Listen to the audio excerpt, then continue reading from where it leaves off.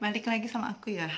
Aku mau kasih ide untuk teman-teman yang punya budget sedikit, nah tapi pengen rumahnya tetap terlihat fresh dan berganti desain gitu.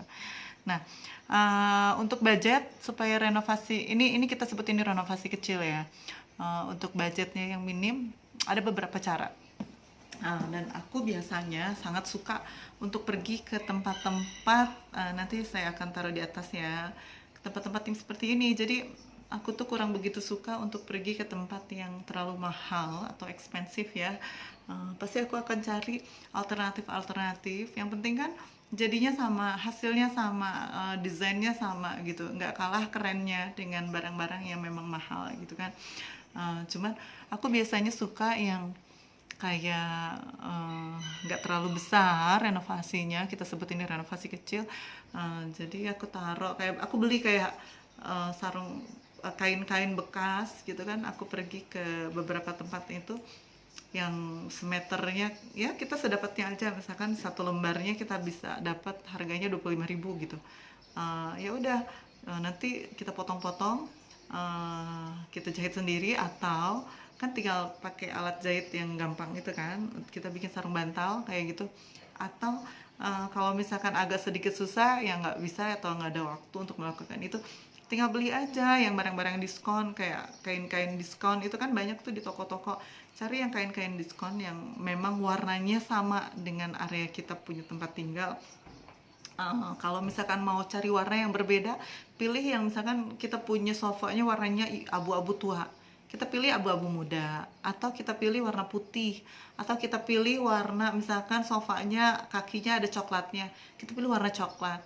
Jadi memang yang masih ada korelasinya dengan area sekitarnya gitu. Kayak misalkan mau ganti kursi sofa, kita samain dengan desain rumahnya. Misalkan rumahnya itu cat dindingnya serba putih atau serba krem, kita bikin juga warna yang misalkan putih agak ke coklat karena mungkin lantainya agak coklat, atau kalau lantainya agak abu, kita pilih putih yang ke abu kayak gitu-gitu. Atau kalau misalkan warna lantainya abunya abu muda, kita bisa pilih aja sofanya, kita ganti kain sofanya yang warna tua gitu kan, abu-abunya.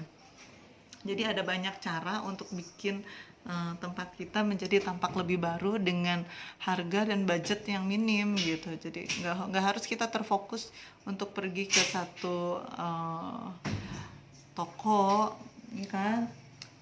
Banyak interruption. Oke, sekarang bunyi gordeng.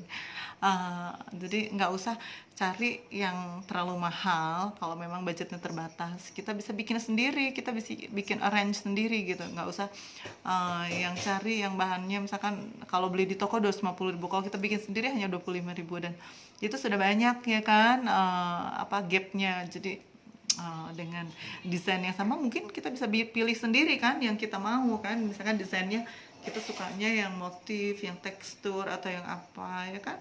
Yang penting yang tadi itu jangan jauh-jauh dari warna atau desain yang sudah ada. Jadi jangan keluar dari situ supaya tetap bisa nyaman ketika dipadukan dengan ruangan yang sudah ada gitu.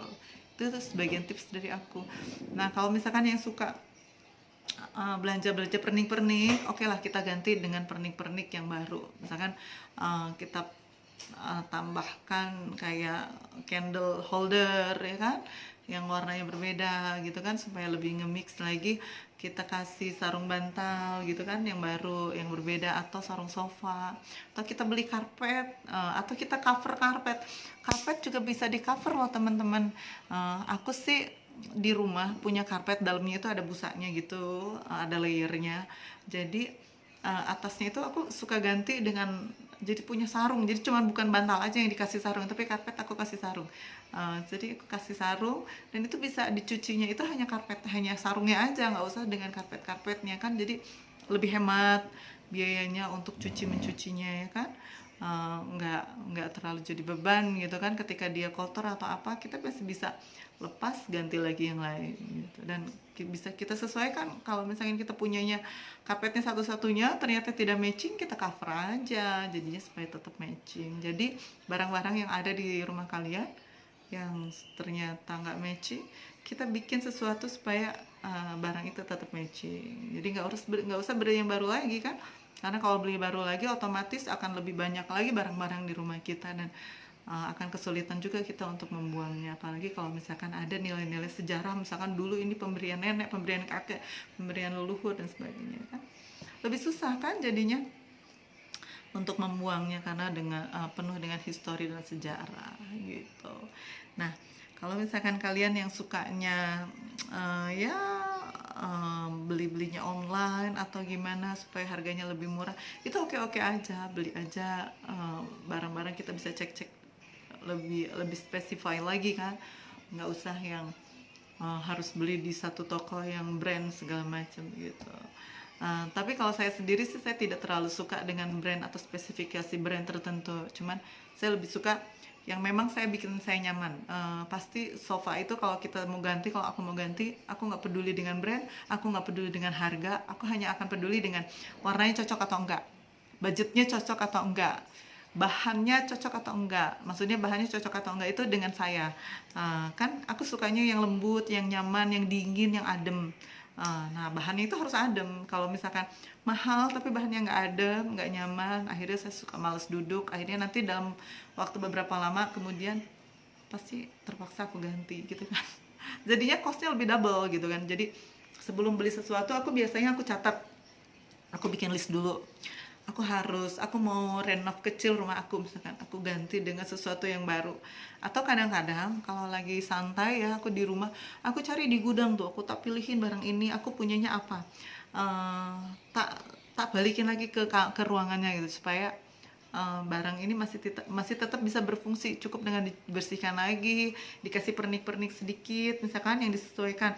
Kayak misalkan waktu itu saya punya bantal warnanya kayak biru-biru gitu, terus ruangannya itu serba coklat kan, karena serba alami gitu, maksudnya serba natural produknya kan. Akhirnya aku kasih ornamen yang ada coklat-coklatnya gitu, jadi aku cuma tinggal beli ornamen-ornamen kecil aja untuk mengkombinasikan supaya dia tetap bisa masuk ke kita punya ruangan, jadinya nggak tabrakan gitu loh desainnya. Tapi so far kalau kita ruangannya kan zaman sekarang, kita masih bisa tabrak-tabrakin warna, tabrak-tabrakin desain, sebetulnya itu oke-oke aja ketika kita punya ruangannya memang sudah siap, misalkan warnanya dindingnya juga yang tidak terlalu nabrak juga gitu kan, warnanya dindingnya misalkan netral, kita bisa kasih lah warna orange, oke ya kan, tapi yang lainnya tetap warna netral.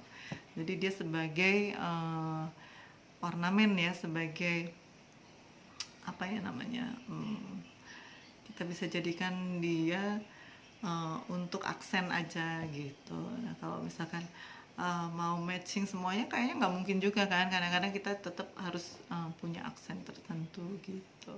Oke guys, nanti kita ketemu lagi di tips-tips berikutnya ya. Oke, dadah.